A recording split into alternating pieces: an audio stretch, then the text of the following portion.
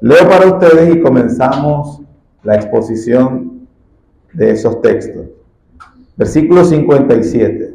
Los que prendieron a Jesús le llevaron al sumo sacerdote Caifás, a donde estaban reunidos los escribas y los ancianos.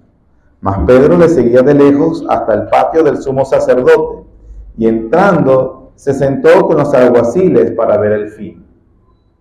Y los principales sacerdotes y los ancianos y todo el concilio buscaban falso testimonio contra Jesús para entregarle a la muerte, y no lo hallaron, aunque muchos testigos falsos se presentaban. Pero al fin vinieron 2 testigos falsos, que dijeron: este dijo, puedo derribar el templo de Dios y en 3 días reedificarlo. Y levantándose el sumo sacerdote le dijo: ¿no respondes nada? ¿Qué testifican estos contra ti? Mas Jesús callaba. Entonces el sumo sacerdote le dijo: te conjuro por el Dios viviente que nos digas si eres tú el Cristo, el Hijo de Dios. Jesús le dijo: tú lo has dicho. Y además os digo que desde ahora veréis al Hijo del Hombre sentado a la diestra del poder de Dios y viniendo en las nubes del cielo. Entonces el sumo sacerdote rasgó sus vestiduras diciendo: ha blasfemado. ¿Qué más necesidad tenemos de testigos?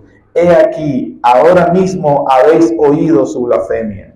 ¿Qué os parece? Y respondiendo ellos dijeron: es reo de muerte.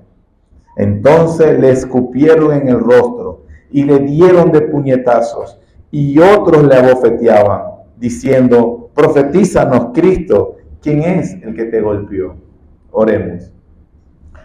Gracias, Señor, porque nos permites tener este tiempo para dar este culto a tu nombre. Mientras seguimos en adoración, Señor, ahora a través de la predicación, queremos pedir, por favor, que el Espíritu Santo selle tu palabra en nuestras almas. Santifica a tu pueblo y salva a los pecadores. Mientras consideramos estas horas en el juicio injusto que se hizo sobre nuestro Señor Jesús, y podamos notar el valor, la belleza, la hermosura del carácter de nuestro Señor por salvar a su pueblo, Señor. En el nombre de Jesús te lo pedimos, Padre. Amén. Amén.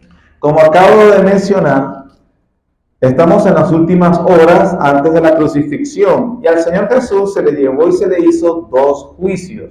Uno religioso, encargado por el Sanedrín judío, que era decir, vamos a decirlo, en la sociedad judía, la Corte Suprema de Justicia de los judíos, pero recordemos que ellos en ese tiempo estaban bajo el dominio del Imperio Romano. Por lo tanto, ellos no podían tomar decisiones civiles en libertad, sino que tenían que remitir juicios civiles a las autoridades civiles romanas. Lo que después ellos, de decir que era merecedor de muerte, lo remitieron a las autoridades civiles para que ellos fueran los que lo podían ejecutar. Ellos simplemente no lo podían hacer porque Roma no se los permitía.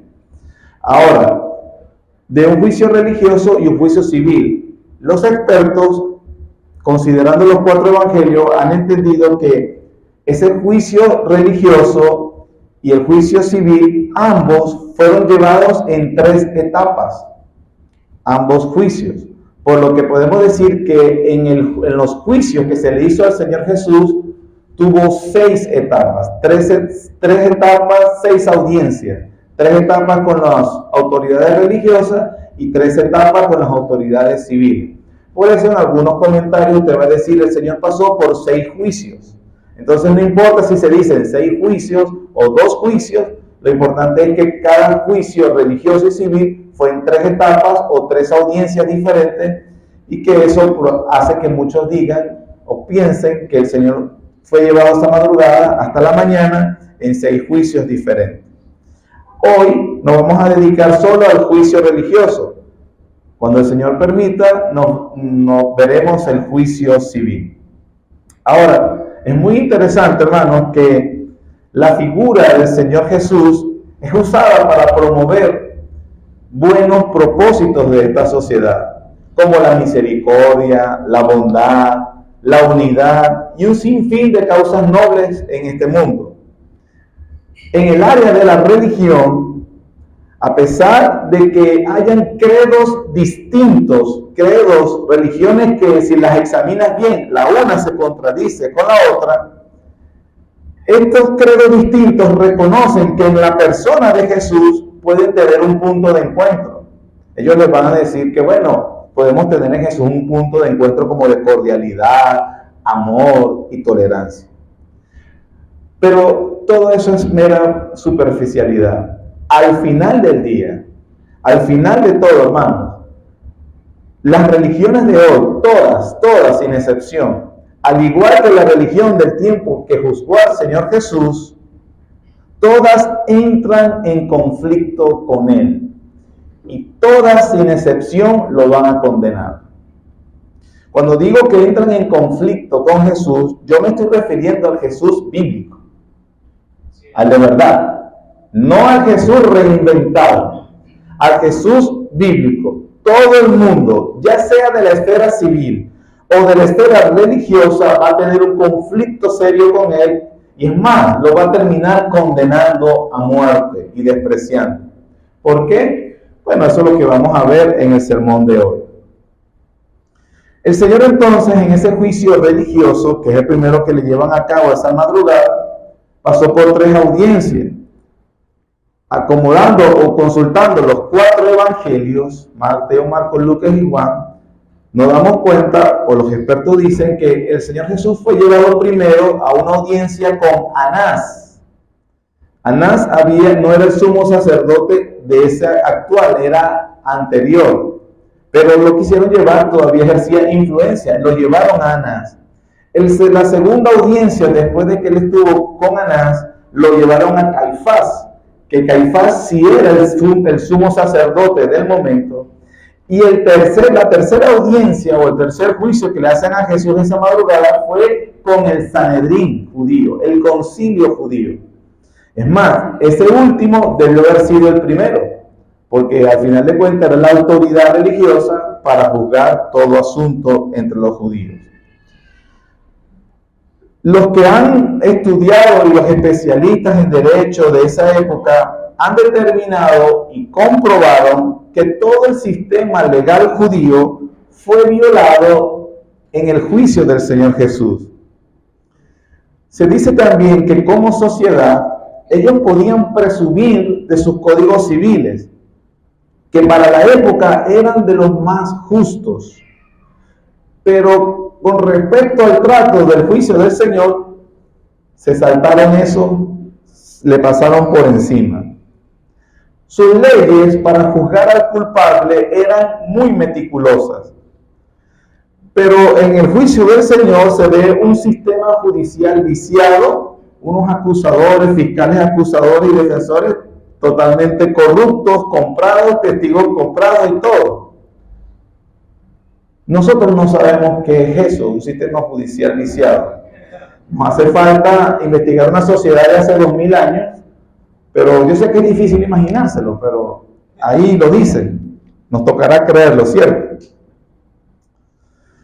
Inclusive, si usted lee la misma Biblia y compara juicios que se le hicieron a otras personas, usted se da cuenta que esos tratos no se le dieron al Señor Jesús. Ponga por ejemplo al apóstol Pablo. En algún momento el apóstol Pablo lo fueron a torturar y él dijo, ¿y se puede torturar a alguien sin que primero lo escuchen? Y los torturadores no lo torturaron, se preocuparon de que se le hiciera un juicio justo a Pablo. Pero al Señor Jesús no se le consideró nada de eso. Es más, sin oírlo, lo golpearon, lo escupieron, lo humillaron. Después lo llevaron al juicio. Ya tenían el veredicto sin escucharlo. El juicio fue toda una pantomima porque ya el veredicto estaba hecho, lo querían matar y buscaban la forma de justificar el matarlo. Todo eso lo sufrió el Señor en ese momento. ¿Por qué la religión de ese momento, verdad? Y no es exagerado decir, ¿por qué la religión judía de ese momento condenó a Jesús? ¿Por qué ese odio, esa animadversión ante la persona de Jesús? Bueno, en sus 3 años de ministerio es obvio que él siempre los expuso. Pero si usted admitiera esos 3 años, bueno, nosotros vimos a detalle lo que el Señor predicó la última semana, ¿verdad? Estamos en jueves en la madrugada, viernes en la madrugada, y nosotros sabemos lo que él estuvo diciendo desde el domingo en aquella entrada triunfal. Y definitivamente su mensaje era bien afilado. Él lo que hizo fue exponer la falsedad de esa religión inventada por los judíos de su tiempo. El Señor acumuló para sí animadversión de ello por exponer los vicios de una religión de apariencia, de solamente mostrar, de exhibicionismo estéril, de fachada hipócrita, una religión desprovista del verdadero espíritu de la religión verdadera. El Señor entonces se ganó la condena y el odio de la religión de aquel momento, porque el Señor descalificó la religión que lo deja a uno soberbio y no humillado delante de Dios. El Señor Jesús descalificó la religión que es selectiva, es aquella donde el hombre cree que puede decidir qué hace y qué no hace. El Señor descalificó la religión evasiva, aquella con lo que los hombres se inventan procurando deshacerse del yugo de Dios. El Señor descalificó la religión partidista, aquella donde procura hacerse discípulos de hombres y no discípulos de Dios. El Señor descalificó la religión que hace tropezar a los demás imponiendo ritos y tradiciones que no prescribe la palabra de Dios. El Señor descalificó la religión que puede convivir con grandes crímenes.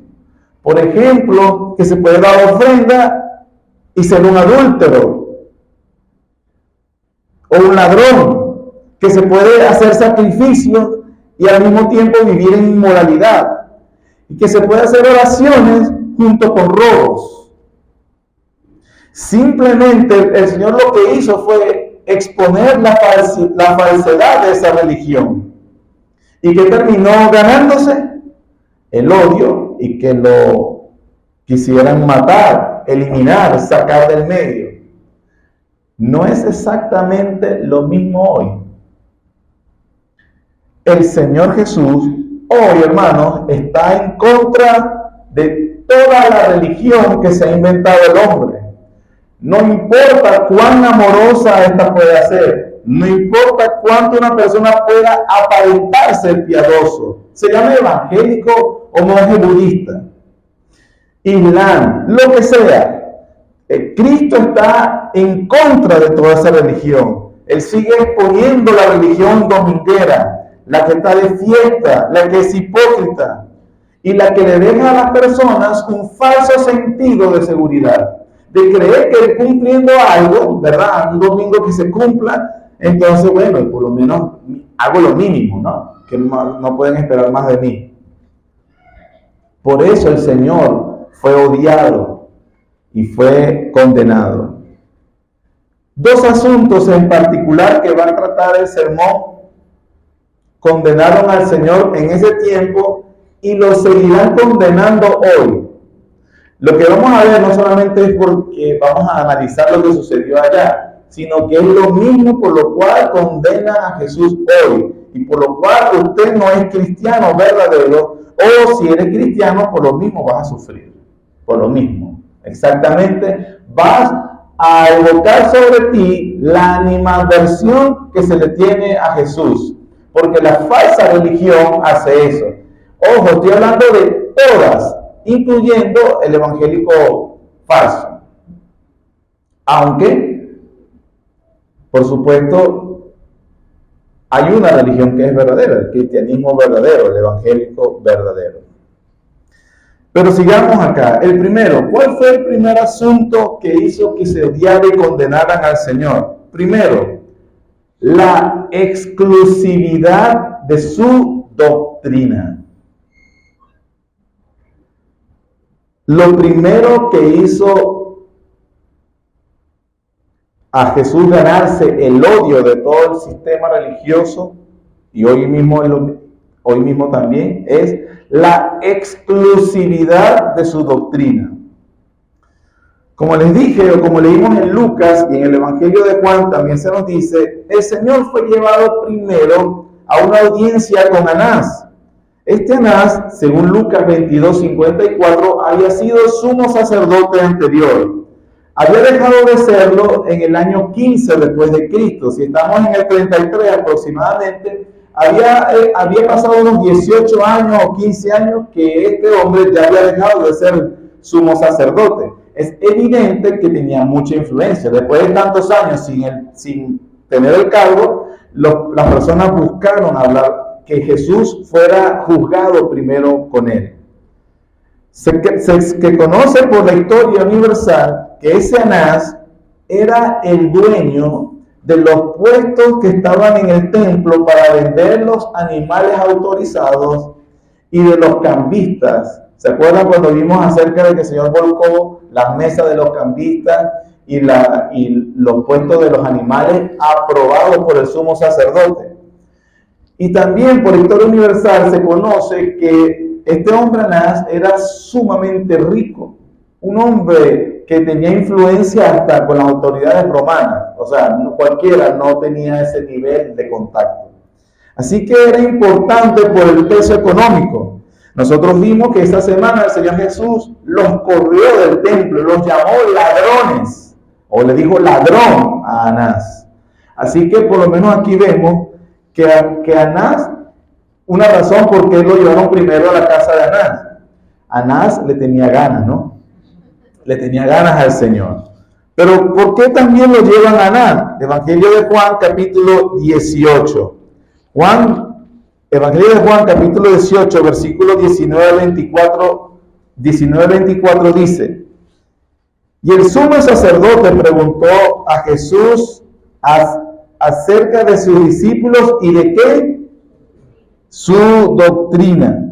Jesús le respondió: yo públicamente he hablado al mundo, siempre he enseñado en la sinagoga y en el templo, donde se reúnen todos los judíos, y nada he hablado en oculto. ¿Por qué me preguntas a mí? Pregunta a los que han oído, ¿qué les haya yo hablado? He aquí, ellos saben lo que yo he dicho. Cuando Jesús hubo dicho esto, uno de los alguaciles que estaba allí le dio una bofetada, diciendo: ¿así respondes al sumo sacerdote? Jesús le respondió: si he hablado mal, testifiquen que está el mal, y si bien, ¿por qué me golpeas? Anás entonces lo envió atado a Caifás, que dice allí, el sumo sacerdote verdadero. Para empezar, el alguacil lo bofeteó sin razón, y Jesús no le dijo cuál es el sumo sacerdote, no es el sumo sacerdote para empezar. Pero también no fue que le puso la otra mejilla, le dijo: ¿y dónde está el mal para que me vayas a bofetear? Pero aquí nos dice claramente Juan que la razón por ir hacia Anás era porque él le preguntó acerca de sus discípulos y quería indagar acerca de su doctrina. ¿Cuál fue entonces el punto en su primera audiencia? ¿Cuál es lo que andaba buscando? La doctrina de Jesús. Lo que estaban juzgando era la doctrina. Esa doctrina distintiva. Y cuando el Señor fue interrogado o cuestionado acerca de esa doctrina, el Señor se rehusó a testificar de sí mismo y remitió el juicio a todos los que le habían oído. El Señor usó el principio eficazmente de que por boca de 2 o 3 testigos conste todo asunto. Y el Señor Jesús dijo: mira, no te voy a traer 2 o 3 testigos. Todo el pueblo del testigo está de qué es lo que yo enseño. Así que en esa primera audiencia, su propósito, lo que buscaban los enemigos de Jesús, era juzgarlo con sus propias palabras. Había algo que tenía enrabiado a esos líderes religiosos, los tenían preocupados, les daban una aversión hacia Jesús. ¿Qué era ese algo según lo que acabamos de leer? la doctrina del Señor. Por eso, hermanos, un comentario. No acepte nunca, no aceptamos abiertamente a nadie que diga, Jesús no es religión, es una relación. Mire, eso es la frase más equivocada que existe en este planeta. Esa frase la inventó el diablo, ¿no? De verdad, de verdad. El Jesús de la Biblia fue juzgado por su doctrina. No me des doctrina, dame a Jesús. Eso a cualquiera que conozca un poco de la Biblia le debe producir de todo. Eso es una tremenda equivocación decir eso. Una total desfachatez. Una total desfachatez. Nunca diga eso. Por amor a su alma, nunca diga eso. Eso es una locura, las personas que dicen eso. Es una tontería. No lo tiene que buscar. Lucas 4:32 dice, y se admiraban de su doctrina, porque su palabra era con autoridad. Lo primero que admiraban de Jesús era su doctrina. En Mateo 15:9, Jesús reconvino a la sociedad porque dijo, esta sociedad de pueblo en vano me honran, enseñando como doctrinas mandamientos de hombres. Es decir, si tengo una doctrina, pero no la de los hombres. Se puso del otro lado de la acera. En Mateo 16:12, cuando el Señor le dijo, cuídense de la levadura de los fariseos, y los discípulos, ese fue que no trajimos pan, ese fue que no trajimos el dinero. Y entonces el Señor en 16:12 le dice, entonces entendieron que no les había dicho que se guardasen de la levadura del pan, sino de la doctrina de los fariseos y de los saduceos. Y en Juan 7:16-18, Jesús les respondió y dijo, mi doctrina no es mía, sino de aquel que me envió. El que quiera hacer la voluntad de Dios, conocerá si la doctrina es de Dios o si yo hablo por mi propia cuenta. Hermano, nota por favor que lo que hizo el Señor Jesús en todo su ministerio fue enseñar doctrina. Jesús adoctrinó. Él habló claramente. Él no estaba así como decir indirectas a veces. No, él habló claramente, públicamente, y se diferenció claramente de otras doctrinas. Y por eso le tenían tanta animadversión. Y como último pasaje para probar este punto, lo vamos a buscar Marcos capítulo 11. Evangelio según Marcos capítulo 11, versículo 18. Dice, y lo oyeron los escribas y los principales sacerdotes, y buscaban cómo matarle, porque le tenían miedo, por cuanto todo el pueblo estaba admirado. ¿De qué estaba admirado? De su doctrina. La primera causa que produjo el odio hacia Jesucristo y producirá el odio de la religión de hoy y del mundo de hoy hacia aquellos que son discípulos de Cristo será siempre la doctrina. Eso fue la primera causa de odio hacia Jesucristo. El Señor no dejó dudas de lo que Él enseñaba era totalmente diferente al judaísmo. Era diferente al judaísmo. Hay gente hoy que quiere volver al judaísmo. Genios. Cuando el Señor hasta en palabras les dijo, no vine a poner remiendo nuevo en paño viejo. No. Él no vino ni a mejorar el judaísmo, ni a evolucionarlo, ni a reinterpretarlo. No, Él vino a rescatar la doctrina de Dios que estaba en manos de hombres confundidos y desobedientes. Y Él no dijo, oíste que fue dicho, yo os digo nueva doctrina, o la doctrina de Dios. Entonces, cuando usted le pregunte por qué tanto odio hacia Jesús, fue llevado a la muerte por dejar claro la exclusividad de su doctrina. Si hoy, hermanos, hubiese un hombre, hoy, que abrazara de todo corazón el Antiguo Testamento y de todo corazón buscara obedecerlo así lo más que pudiese, pero no es cristiano, el Señor lo descalifica también. A él dice, no, fuera de aquí. ¿Por qué? ¿Por qué? Porque la prueba más evidente que no entendió nada del Antiguo Testamento es que no cree en Jesús. Porque eso es lo que él está hablando con una gente que había abrazado el Antiguo Testamento de todo corazón. Pero como no creían en Jesús, entonces no entendieron nada del Antiguo Testamento. Así que la exclusión del Señor de todo sistema de creencia a su doctrina lo llevó a la muerte. Si en esa enseñanza, ¿verdad? Si el Señor hizo tanto hincapié, hermanos, y si entonces lo que Cristo dice, lo que no es mío, lo que no es mi doctrina es falso. De manera, hermanos, que el estándar de medir cualquier cosa en la esfera de lo religioso, moral, ideas, lo que tú quieras, si no está basado en la palabra de Dios, es falso. Falso. Toda religión, toda creencia, toda ideología, cualquier tema de moralidad, ética, lo que tú quieras, todo que no está fundamentado en la palabra inspirada de Dios es falso. Falso. Falso de toda falsedad. Mentiroso, doctrina mentirosa. No podemos abrazar nada que no sea de la palabra del Señor. Así que, ¿qué lo mató, hermanos? ¿Qué produjo? La exclusividad de su doctrina.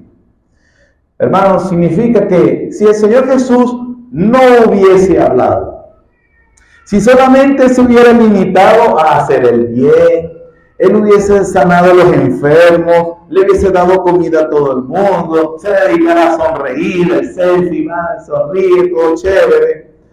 Él simplemente hubiese agarrado a los niños, los alza y los besa. ¡Qué lindo niño! Dios te bendiga. Y no hubiese hablado, a él nunca lo hubiesen crucificado. Porque ¿quién va a odiar a alguien así? ¿Cuál es el problema del Señor Jesús? Habló. Ese fue el problema. Señaló públicamente lo que está mal. La vida del Señor entonces no fue filantrópica, no vino a cambiar ningún mal civil ni las desigualdades sociales. Habló de lo que es espiritualmente correcto. Habló y dijo que Él es el único camino para entrar en comunión con el único Dios, que Él es el único fundamento de lo moral, de lo justo, de lo santo y de lo bueno. Dijo que sus palabras son el verdadero fundamento inamovible de la vida. Señaló el pecado. Algo que eso al hombre actual, como de aquel tiempo y el actual, es un pecado imperdonable. ¿Quién eres tú para decirlo que? Bueno, Jesús lo hace. Y todo cristiano fiel también lo hace. Eso es lo que hizo que odiaran tanto a Jesús. Inclusive, las veces que el Padre tronó desde el cielo para testificar de su Hijo en la tierra, dijo: este es mi Hijo amado, a Él que oí, porque Él va a enseñar doctrina verdadera. No digo, imítenle, no digo, síganlo, así nomás, óiganlo. Él tiene algo que enseñar. Si Cristo no hubiese hablado, si Cristo solamente se hubiera callado, como le encanta a la gente callarlo, entonces el Señor fuera el emblema de la paz. Pero a diferencia de lo que cree la gente, habló. Y lo que habló dijo que es doctrina exclusiva. Todo lo que no se ajuste a Él es mentira. Eso fue el primero. Segundo punto y finalizamos. La exclusividad de su persona. Sé que estamos uniendo, ¿verdad?, lo que se menciona en los evangelios acerca del Señor Jesús. Pero una vez que Anás no encuentra cómo condenarlo, o más bien ve que el Señor afirma, vemos que traen testigos y el Señor no se preocupaba en responder. Recuerden, paz y calma en medio de la tormenta. No tenía sentido hablar sobre acusaciones ridículas o sin fundamento. Él no tenía necesidad de defenderse ante nadie, por más testigos falsos que contrataba. Versículo 62 del capítulo 26 de Mateo. Luego que Mateo resume, después de Anás, nosotros vimos en Juan que Anás lo remite a Caifás. Esa es la segunda audiencia. Y Mateo hace un resumen entre Caifás y el Sanedrín, la tercera audiencia. Entonces, versículo 62 de Mateo 26. Levantándose el sumo sacerdote, este es Caifás, le dijo: no respondes nada. ¿Qué testifican estos contra ti? Mas Jesús callaba. Entonces el sumo sacerdote le dijo: te conjuro por el Dios viviente que nos digas si tú eres el Cristo, el Hijo de Dios. Jesús le dijo: tú lo has dicho. Y además os digo que desde ahora veréis al Hijo del Hombre sentado a la diestra del poder de Dios y viniendo en las nubes del cielo. Entonces el sumo sacerdote rasgó su vestidura diciendo, ¿verdad? Él ha blasfemado, rasgó la vestidura. ¿Qué más necesidad tenemos de testigos? He aquí, ahora mismo habéis oído su blasfemia. ¿Qué os parece? Y respondiendo ellos dijeron: en reo de muerte. Este Caifás definitivamente se ganó el Oscar, premio por falso, porque el rasgarse la vestidura en esta sociedad era símbolo de tristeza, de conmoción profunda. Pero Caifás no estaba rasgándose, no tenía tristeza, nada, estaba feliz. Por fin lo podemos condenar, ya que lo hace confesar o que no niegue que Él es el Cristo, el Hijo de Dios, el Hijo del Dios viviente. Por cierto, la frase que usa Caifás, tú eres el Cristo, el Hijo de Dios, en todo el Evangelio de Mateo no se pronuncia así, no se dice esa frase exactamente, solo una vez. Y eso fue en Mateo 16, en una reunión privada de Jesús con sus 12 discípulos, con la confesión de Pedro. ¿Quién dice la gente que soy yo? Esa es la misma frase que usa Pedro, que Jesús, privadamente, en forma privada con sus 12 discípulos, y que de paso Jesús dijo: no le digan a nadie. No era el tiempo y no le digan a nadie. Es decir, ¿cómo es que Caifás sabía la frase exacta que Jesús había dicho en privada? No lo digan. Claro, porque la rata inmunda de Judas fue y se los dijo. Él dice que Él es el Cristo, el Hijo del Dios viviente. Entonces, Caifás, ¿verdad? Buscando los testigos falsos y venían, no coincidían, y entonces no podía hacer nada hasta que se cansa y definitivamente lo hace como entrar en juramento. Te conjuro por el Dios viviente que tú me digas si eres el Cristo. La frase que el Señor dice, tú lo has dicho, no es como uno en español pudiera entenderse como que, bueno, eso lo estás diciendo tú. Yo no lo dije, lo firmaste tú. Pero los estudiosos dicen que es un modismo hebreo para reafirmar lo que el otro lo ha dicho. Como si la traducción más exacta sería, tal cual lo has dicho, así es. Entonces Jesús reconoció a Caifás: yo soy el Hijo de Dios. Eso lo confirmamos también por lo que sigue diciendo Jesús. Cuando dice en el 64, además, o sea, no solamente soy tal cual, lo acabas de decir, además que desde ahora veréis al Hijo del Hombre sentado a la diestra del poder de Dios y viniendo en las nubes del cielo.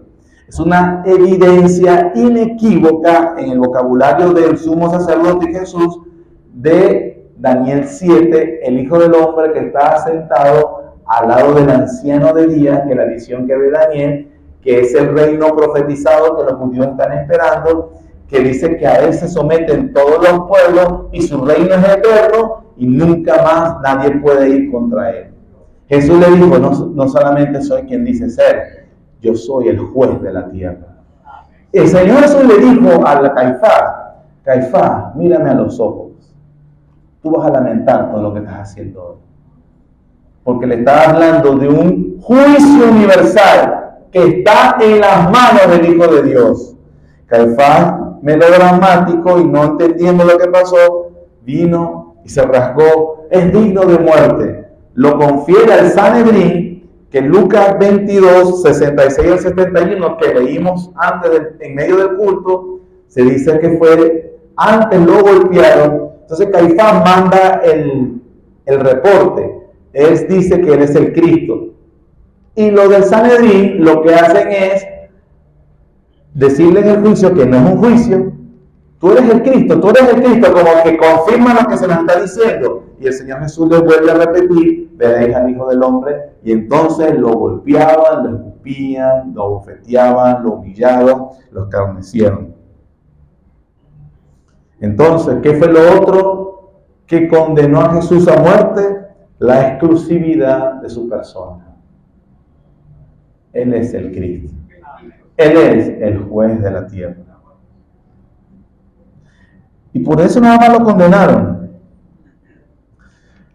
Si el Señor Jesús hubiese aparecido con un ejército en ese momento, establece un reino de justicia y paz por siempre, asegura la provisión para todo el mundo y que no le va a faltar, elimina la injusticia social, hermanos, no lo hubiesen crucificado. Pero no se equivoque, Jesús sí va a hacer eso en su segunda venida.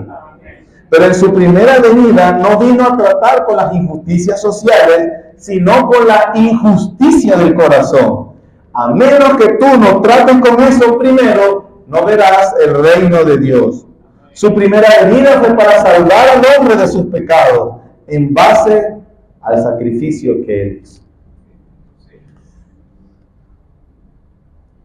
Los judíos entonces despreciaron y no quisieron aceptar al rey que exigía ser señor de la conciencia, al rey que exigió ser el dueño de la vida, que dijo que su palabra todos los hombres deben ajustarse y vivir para agradar a Dios.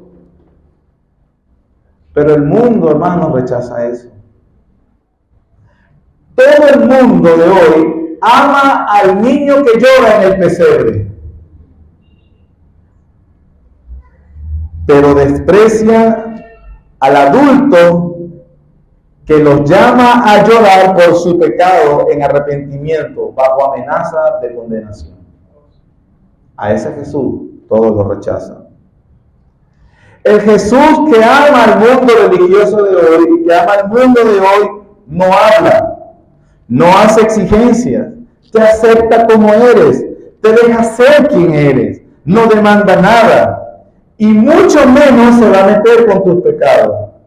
Por eso la religión falsa seguirá juzgando a Jesús. Porque Él no solo reclamó tener la verdad, Él dijo ser la verdad. Él es el único camino al Padre. Él es el único Salvador. Él es el único mediador. Él es el único sacrificio. Él es el único profeta verdadero. Él es el único Rey de Reyes y Señor de Señores. A Él oye y arrepiéntete. Y no aceptarás eso.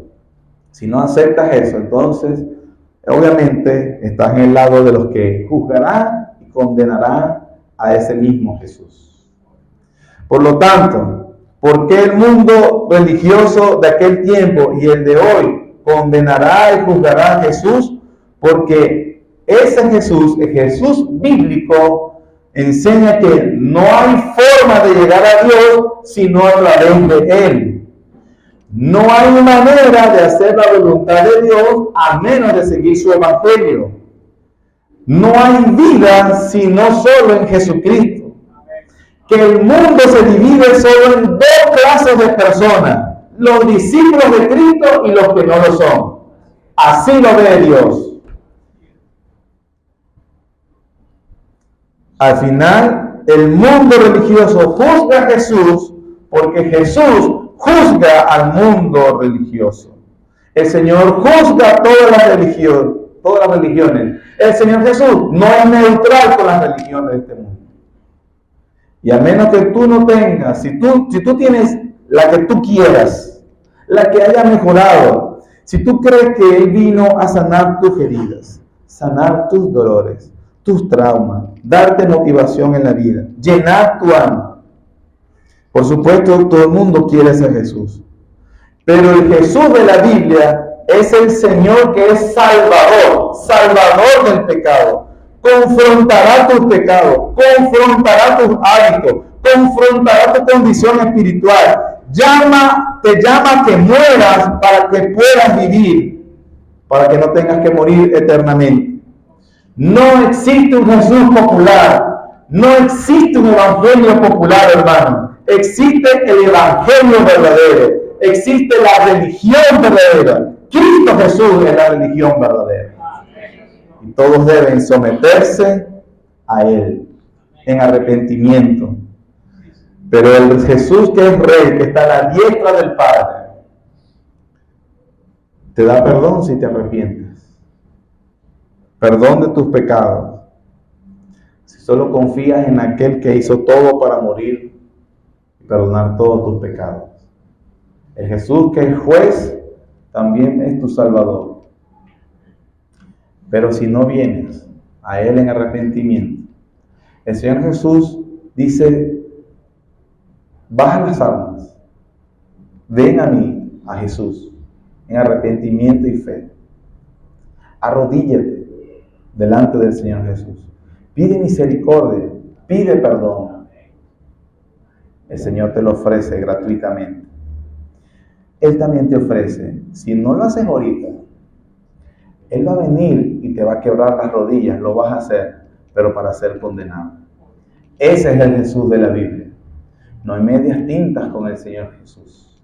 No hay, el próximo domingo, si Dios quiere, vamos a ver a Pedro que intentó ser cristiano a medias, a la distancia. Ahí tú sabes, tampoco tan.